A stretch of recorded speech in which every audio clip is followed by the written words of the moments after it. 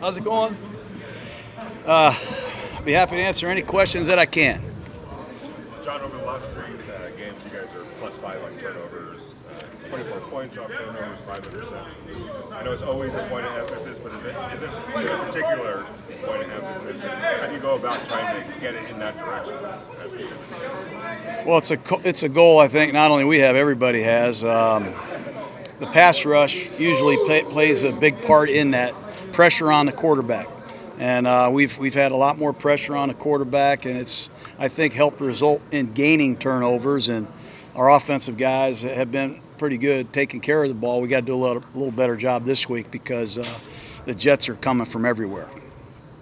Speaking of the Jets, they're playing much better. Obviously, their quarterback was out for a while in the beginning of the season. Seems like they've kind of got things going as of late. What have you seen from them on film, and what are you guys expecting?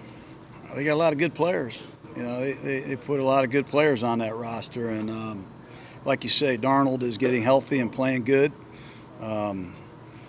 Defensively, they're really playing with confidence and a very, very, very aggressive style of play. It'll be a challenge for us. What's made them effective against the run so far? They haven't given very many rushing yards. It's a very aggressive defense. They have good players. We'll start there. They all can run, they all can hit, and they all can tackle. And they have a very aggressive scheme. They're not afraid to load the box with the bear defense. That's Greg Williams' style. They cheat their corners and run support, and they'll tackle you. And you got to give Jamal Adams his props. He is really something. John, I know you've talked about Alec Ingold a lot, but why do you think the league got away from using fullbacks as much, and why have you been one of the guys that's always said, I need that position? I don't know. I can't answer all that. I don't know what's going on in football in some places. They're canceling the sport in some high school. It really ticks me off. You know, it's the way the game goes, I guess. But we have a package of plays where we use a fullback, and we have a package of plays where we don't. But I still think it's a really effective way to run the football and set up some play-action passes. That's just my opinion. What makes Jamal Adams special? You say you got to give him his props. You know, he's a fearless player. He's one of the most aggressive players that you will see. His playing speed is rare. He's a linebacker playing defensive back. He's a defensive lineman playing defensive back, and he's a defensive back deluxe. He can do it all. He can rush. He can cover. He's really good. He's a sideline-to-sideline leader on that team, and he's got our attention, as does their scheme. They're all over the place. John, how quickly into this did you guys realize that Max Crosby had the kind of skill set and skill level that he's been showing, especially these last few years? Yeah, we pretty much saw it in training camp. You know, you'd go back to the hotel at night and watch the training camp tape, and he was going up against Colton Miller and Trent Brown every day, and you know, he struggled at times, but he never backed down. He has some really great second effort plays, and he's developed his rush, and we saw it from the very, very beginning. And happy for his award and happy for his success, and hopefully that continues.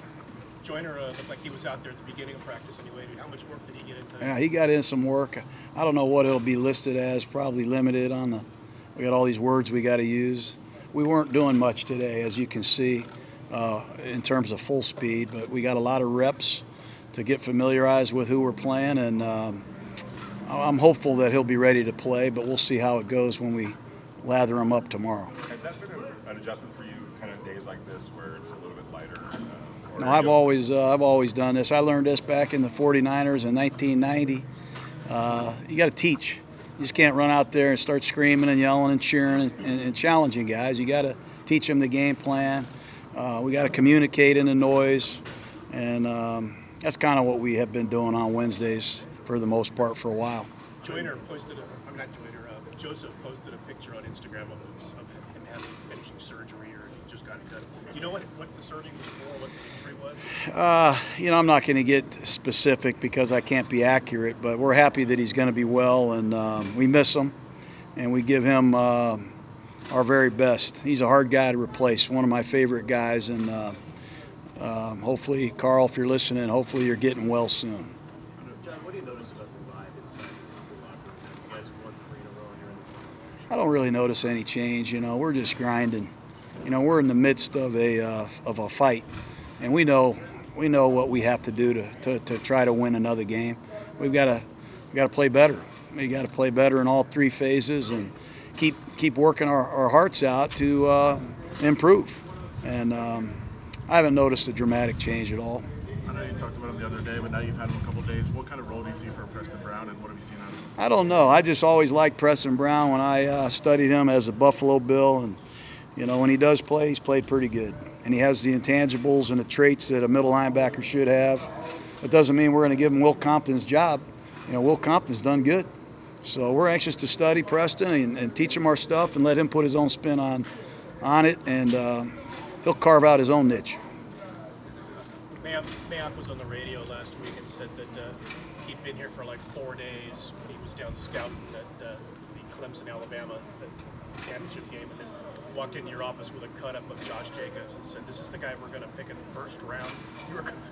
You recall that? He's doing all the interviews, taking all the credit for Jacobs.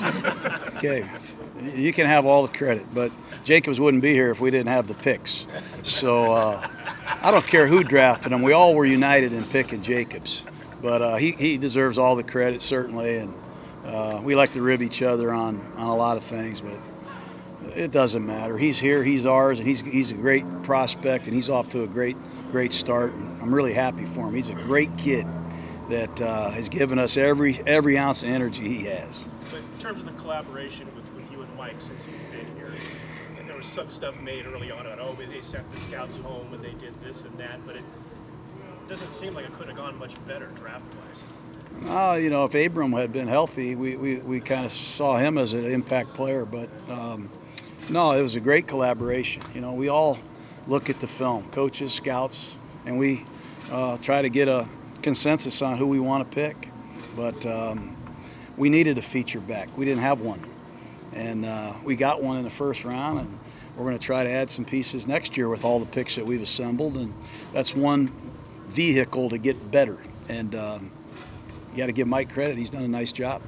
Is there any sort of particular tone that you wanted to establish with the first play that you run of games? The majority have been running the ball in the last few weeks have been pretty successful. No, we put a lot of thought, into what we're doing, and I don't like to get into that too much, but we try to have a successful play to set up another successful play. That's kind of what we're trying to do. That's good. All right. Okay, guys, have a good day.